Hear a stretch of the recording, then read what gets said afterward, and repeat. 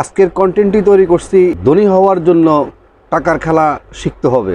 আপনি যদি টাকার খেলাই না জানেন তাহলে কখনো আপনি ধনী হতে পারবেন না। আপনি শুধু রোজগার করলেই হবে না, রোজগার করে সেই রোজগারের টাকা দিয়ে আপনাকে টাকার মাধ্যমে টাকা বের করতে হবে। টাকার মাধ্যমে টাকা বের করার যে খেলা, সে খেলা আপনাকে জানতে হবে। আজকে সেই বিষয়ে 10টি গুরুত্বপূর্ণ পয়েন্ট আলোচনা করব। পৃথিবীর একটা অংশ অল টাইম শুধু টাকার পিছনে দৌড়াচ্ছে, টাকাকে ধরার জন্য চেষ্টা করতেছে, কিন্তু টাকাকে কখনো ধরতে পারতেছে না। আর একটা অংশ টাকার পিছনে দৌড়াচ্ছে না, টাকাকে তাদের পিছনে দৌড়াচ্ছে। সেটাই হলো সবচেয়ে বড় খেলা। মানে আপনার টাকার পিছনে দৌড়াতে হবে না, টাকা আপনার পিছনে দৌড়াবে। সে কৌশলগুলো যখন আপনি অবলম্বন করবেন তাহলে টাকা আপনার পিছনে দৌড়াবে, তাহলে আপনি দ্রুত আপনার পক্ষে ধনী হওয়া সম্ভব হবে। যারা অর্থনৈতিকভাবে প্রতিষ্ঠিত, ধনী ব্যক্তি সবসময় ধনী ব্যক্তির সাথে চলাফেরা করে। এখন হয়তো বা আপনি ভাবতে পারেন বা মানুষে ভাবে যে ধনী লোক মনে হয় সম্ভবত গরিব মানুষকে পছন্দ করে না। বিষয়টা এরকম নয়। কারণ হলো আপনাকে যদি জুয়া খেলতে হয় তাহলে আপনার জুয়াটির সাথে বন্ধুত্ব করতে হবে এবং জুয়াটির সাথে চলতে হবে আপনাকে। আর যদি আপনাকে সবসময় মদ গাঁজা খেতে হয় তাহলে আপনাকে বন্ধুত্ব করতে হবে সে সমস্ত মদ গাঁজা খাওয়া লোকদের সাথে বন্ধুত্ব করতে হবে। তেমনিভাবে যারা বড় লোক, তাদের স্ট্যাটাস, তাদের মেন্টালিটি, তাদের টাইম ম্যানেজমেন্ট সবগুলা তাদের মেন্টালিটি সেম। সেজন্য তারা সবসময় বড় লোকের সাথে চলাফেরা করে, উঠা বসা করে। সেজন্য আপনাকে যদি বড় লোক হইতে হয় এবং কোটিপতি হইতে হয়, ধনবান মানুষের সাথে আপনাকে উঠা বসা করতে হবে। যখন আপনি ধনবান ব্যক্তির সাথে, পয়সাওয়ালার সাথে, যখন আপনি কোটিপতির সাথে যখন আপনি উঠা বসা করবেন, তখন তাদের মানি ম্যানেজমেন্ট সম্বন্ধে আপনার একটা আইডিয়া হয়ে যাবে। তখন আপনি জানতে পারবেন তারা কীভাবে মানি ম্যানেজ করে, তারা কীভাবে টাকা পয়সা কীভাবে তারা অর্জন করে, সেটা আপনি জানতে পারবেন। এটা আপনার জন্য সবচেয়ে উপকার হবে। এখন আসেন, মানি ম্যানেজমেন্ট কীভাবে করবেন, টাকার খেলা কীভাবে খেলবেন, আপনি টাকাকে কীভাবে খেলতে হয় সে বিষয়ে আমরা আলোচনা করি। টাকাটা হলো একটা বিনিময় মাত্র। সেই বিনিময়টা নানান রকম হতে পারে। একরকম হতে পারে আপনি ওয়ান টাইম এক্সচেঞ্জ করলেন, আরেকটা হলো আপনি ফুল টাইম এক্সচেঞ্জ করলেন। আপনি একবার পরিশ্রম করে আপনার আজীবন পর্যন্ত আপনার টাকা আসতে থাকবে, সেটা হলো আজীবন এক্সচেঞ্জ। তো আমরা যারা দরিদ্র রয়ে গেছি, যারা আমরা গরিব রয়ে গেছি, আমরা না বুঝার কারণে আমরা ওয়ান টাইম এক্সচেঞ্জ করি। মানে ওরা মাথার গাম পায়ে ফেলে গাধার মতো পরিশ্রম করে আমরা একদিন ইনকাম করে আমরা একদিনের ইনকাম বুঝে নিচ্ছি, মাসে আমরা টাকা বুঝে নিচ্ছি। অন্যের গোলামি করে, অন্যের ফ্যাক্টরিতে পরিশ্রম করে নিজের মাথার গাম পায়ে পেলে আমরা টাকা পয়সা ইনকাম করতেছি। এটা হলো আমাদের মাসিক বা দৈনিক বা ঘন্টা আমাদের এক্সচেঞ্জ। কিন্তু যারা পয়সাওয়ালা, যারা কোটিপতি, যারা অর্থনৈতিকভাবে আজকে আপনার প্রতিষ্ঠিত, তারা কখনো ওয়ান টাইম এক্সচেঞ্জ করে না। তারা সবসময় অল টাইম, ফিউচার টাইম ওরা সবসময় এক্সচেঞ্জ করে। কিভাবে? তারা কখনো টাকার পিছনে দৌড়ায় নেই। তারা সবসময় টাকা যে আপনার বিনিময়ে তারা কখনো ওয়ান টাইম বিনিময় কখনো করেনি। টাকাকে ওরা আজীবনের জন্য বিনিময় করছে। মানে টাকার পিছনে ওরা দূরেনি, তারা এমন কিছু কাজ করছে টাকা তাদের পিছনে দূরে টাকাটা আসতেছে। যেমনিভাবে একটা গাছ লাগাইলে যেভাবে গাছ থেকে যেভাবে ফল আসে, তেমনিভাবে তারা টাকার গাছ লাগাইছে। টাকার গাছ লাগানোর কারণে টাকাটা তাদের কাছে অটোমেটিক প্রতি মাসে প্রতিদিন, প্রতি ঘন্টা, প্রতি সেকেন্ডে তাদের কাছে টাকা আসতেছে। সেটা তাদের আজীবন পর্যন্ত তাদের কাছে টাকা আসবে। তো সেই গোপন রহস্যটুকু, সেই গোপন বিষয়গুলো আজকে আমি আলোচনা করব। আপনাকে আগে রেডি করতে হবে।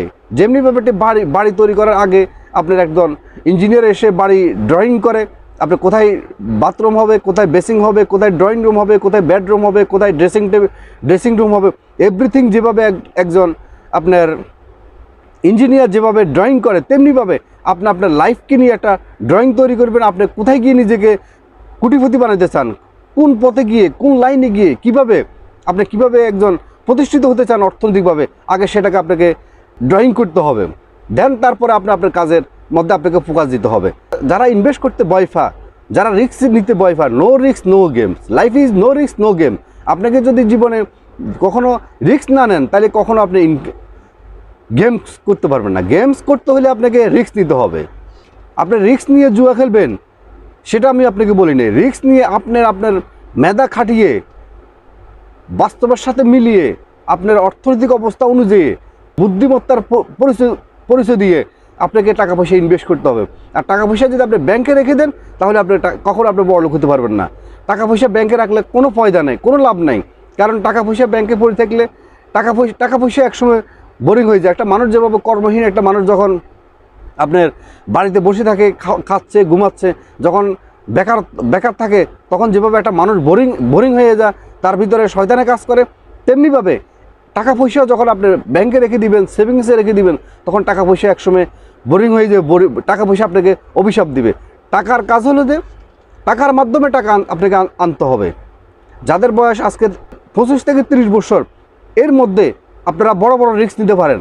জীবনে যত বড় রিস্ক নেবেন তত বড় আপনি গেমস করতে পারবেন।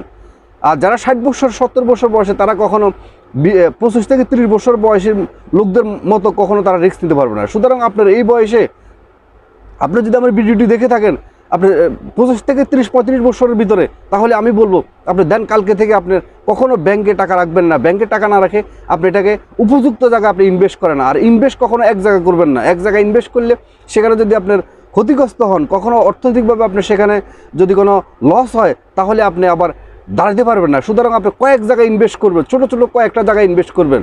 মানে হলো কি, আপনি গাছ লাগাচ্ছেন, ফলের গাছ লাগাচ্ছেন, সেখান থেকে আপনার আস্তে আস্তে ফল আসা শুরু হবে। যে কোনো বিজনেস, আপনার ল্যান্ড বিজনেস হতে পারে, গোল্ড বিজনেস হতে পারে, ভেজিটেবল বিজনেস হতে পারে, মানে কাঁচা সবজি সেটার বিজনেস হতে পারে, এরপরে গার্মেন্টস ফ্যাক্টরির বিজনেস হতে পারে। বাংলাদেশে অসংখ্য বিজনেসের সিস্টেম আছে।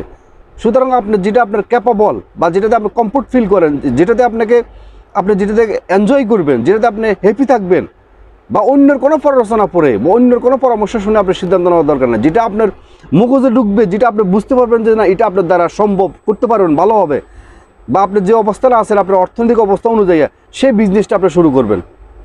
শুধু বিজনেস করলে হবে না, বিজনেস থেকে যে টাকা আসবে সেই ইনকাম থেকে আপনি 70% টাকা আপনার ওষুধপত্র থেকে শুরু করে আপনার ফ্যামিলির বাচ্চা কাচ্চা পড়ালেখা থেকে শুরু করে এভরিথিং আপনি 70% শেষ করে দেন।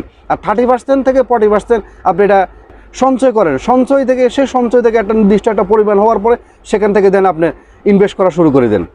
যারা গরিব, যারা মধ্যবিত্ত, তারা কি করে জানেন? তারা যখন টাকা পয়সা ইনকাম করার পরে স্যালারি আসার পূর্বে তাদের মাথায় ঢুকে যে শার্ট কিনবো, ব্র্যান্ডের শার্ট, ব্র্যান্ডের ফ্যান, ব্র্যান্ডের মোবাইল, ব্র্যান্ডের মোটরসাইকেল, ব্র্যান্ডের প্রাইভেট কার, মানে নানান রকম বা চেতনা কাজ করে যে সেই টাকাটা কীভাবে সে ব্যয় করে ফেলবে। আর যারা বড় লোক, পয়সাওয়ালা, কোটিপতি, তারা টাকাটাকে তার নির্দিষ্ট পরিমাণে টাকাটা যেটুকু তার খরচ করার প্রয়োজন, বাকিটাকে সে কীভাবে ইনভেস্ট করে আবার টাকার মাধ্যমে টাকা বের করতে পারে, তারা সে চিন্তা করে, সেই ব্যবস্থা করে। এটা হলো তাদের সাথে ডিফারেন্স। মানে গরিবের সাথে আপনার কোটিপতির সাথে এটাই হলো সবচেয়ে বড় ডিফারেন্স। সর্বশেষ যেটা বলবো, টাকা পয়সা ইনভেস্ট করা ছাড়া কখনো বড়লোক হতে পারবেন না, কোটিপতি হতে পারবেন না। অবশ্যই টাকা পয়সা ইনভেস্ট করবেন এবং নো রিস্ক নো গেমস। জীবনে রিস্ক ছাড়া কখনো গেমস করা যায় না। আমি বলবো নো রিস্ক নো মানি। মানে আমার হিসাব হলো নো রিস্ক নো মানি। মানে আপনাকে কখনো রিস্ক না নিলে কখনো আপনাকে মানি অর্জন করতে পারবেন না।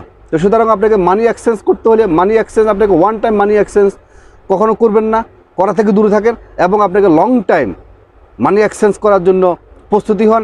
এবং কখনো ওয়ান টাইম মেহনত করে খেটে পরিশ্রম করে কখনো টাকা ইনকাম করাচ্ছে, টাকার গাছ লাগানোর ব্যবস্থা করেন, টাকার মানি গেম মানে টাকার খেলা শিখেন, তাহলে দেখবেন যে টাকা আপনাকে আজীবন টাকা দিবে। আজকের মতো ভিডিওটি এখানে শেষ করলাম। ভিডিওটি যদি আপনাদের ভালো লেগে থাকে অবশ্যই এটা লাইক, কমেন্ট, শেয়ার করতে ভুলবেন না, এবং যারা নতুন অবশ্যই সাবস্ক্রাইব করে অল নোটিফিকেশন অন করে রাখবেন, এবং যারা আগে সাবস্ক্রাইব করছেন আপনাদেরকে অসংখ্য ধন্যবাদ।